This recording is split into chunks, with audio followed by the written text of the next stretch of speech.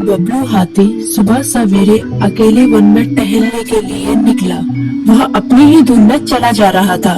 लगता था उसके दिमाग में कोई उलझन है जिसे वह सुलझाने की कोशिश कर रहा था। सड़क पर आगे बढ़ते ही उसके सामने चीकू खरगोश भागा। बबलू का पैर उसके ऊपर पड़ने ही वाला था कि चीकू जोर से चिल्लाया। उसकी आवाज सुनकर बबलू ने अपना पैर पीछे खींच लिया। कहाँ खोए हो बबलू भाई? कहीं नहीं, बस कुछ ऐसे ही सोच रहा था। किस बारे में? तुम जानकर क्या करोगे? शायद मैं तुम्हारी कुछ मदद कर सकूं। तुम तो जानते हो आजकल वन में कितनी चोरियां हो रही हैं, पर चोर का कोई अता पता ही नहीं है। इस बात को लेकर वन के सारे प्राणी चिंतित थे। वे वहाँ खुद को सुरक्षित महसूस नहीं कर रहे थे। अरे चीकू भाई, हम मजबूर हैं। हम चोर को पकड़ ही नहीं पा रहे हैं। वह बहुत चालाक है और अपने काम को बड़ी कुशलता से अंजाम दे रहा है। कहीं कोई सबूत ही नहीं छोड़ रहा। हमारे राजा इस बात को लेकर बहुत चिंतित हैं। यही कारण है कि हम सब इस बारे में सोच रहे हैं। अब तुम मेरी इसमें क्या मदद कर सकते हो? मैं कुछ सोचता हूँ, हो सकता है मुझे कोई उपाय सूझ जाए। प्रयास करने में कोई हर्ज तो नहीं है। तुम ठीक कहते हो चीकू, लेकिन वन के गुप्तचर भी अभी तक इसका कोई हल नहीं निकाल सके। इतना कहकर वे चुप हो गए। बबलू की बातों ने चीकू को सोचने के लिए मजबूर कर दिया। चीकू को उदास देखकर बबलू बोला, तुम अपना मन छोटा मत करो। मुझे अच्छा लगा कि तुमने मेरी परेशानी को समझा। कभी मैं भी इस वन के लिए गुप्तचर का काम करता था। एक बार मेरी टांग टूट जाने से मेरे अंदर फुर्ती नहीं रही। तब से मैंने यह काम छोड़ दिया।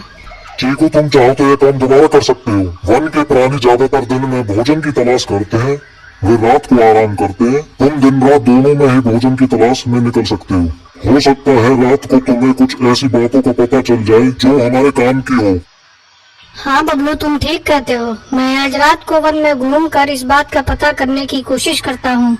थोड़ी देर बातें करके चीकू अपने बिल की ओर बढ़ गया और बबलू अपने रास्ते चला गया। चीकू के दिमाग में अभी तक बबलू की कई बातें घूम रही थी। उसे समझ नहीं आ रहा था वह बबलू की मदद कैसे करे। दिन भर वह उसी उधेड़-बुन में लगा रहा। शाम होते ही चीकू कुछ सोचने लगा और वह चुपचाप बिल से बाहर निकल आया। चीकू की पत्नी ने देखा तो बोली, इस समय कहाँ जा रहे हो? बाहर खतरा है। खतरा तो सुबह भी रहता है, लेकिन खतरों से डर कर हम भूखे तो नहीं मर सकते। मैं बाहर घूम कर आता हूँ। इतना कहकर चीकू रात को बिल से बाहर निकल आया। कुछ दूर जाकर उसकी नजर बंकू उल्लू पर पड़ी, जो कुछ ही दूरी पर था।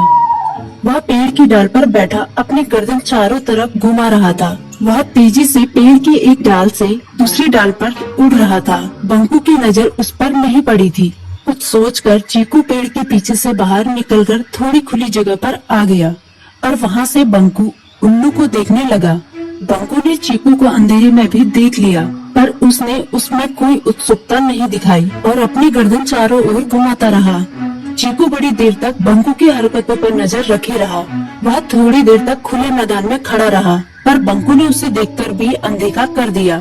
उसने महसूस किया कि बंकू के आसपास चमकू चमगादड़ भी मंडरा रहा था। कुछ देर वन में घूमने के बाद चीकू अपने बिल में लौट आया और सुबह होने का इंतजार करने लगा। अगली सुबह बबलू उसी रास्ते में जा रहा था। रास्ते में चीकू उसका इंतजार कर रहा था। आज बड़ी जल्दी आ गए बबलू। हाँ, आजकल मुझे चिंता की वजह से नींद नहीं आती। कोई नई खबर है क्या? यकीन से तो मैं नहीं कह सकता, पर मैं तुम्हें ऐसे प्राणी का नाम बता सकता हूँ जो शायद चोरों की मदद कर रहा है। कौन है वो?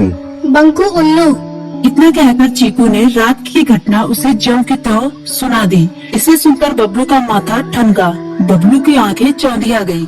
तुम ठीक कह रहे हो। मुझे आज रात बंकू और चमकू पर नजर रखनी होगी। इतना कहकर वे दोनों अपने अपने रास्ते चले गए। बबलू रात को अपने साथियों के साथ बंकू पर नजर गड़ाए रहा। उसकी संदिग्ध गतिविधियों को देखकर बबलू ने उसे उसके साथियों चंकी और संकी लोमड़ के साथ पकड़ लिया। बबलू ने सख्ती से पूछताछ करनी शुरू कर दी। तुम इस समय बंकू चमकू के साथ क्या कर रहे हो? हम चारों दोस्त हैं, इसलिए साथ बैठकर बातें कर रहे हैं।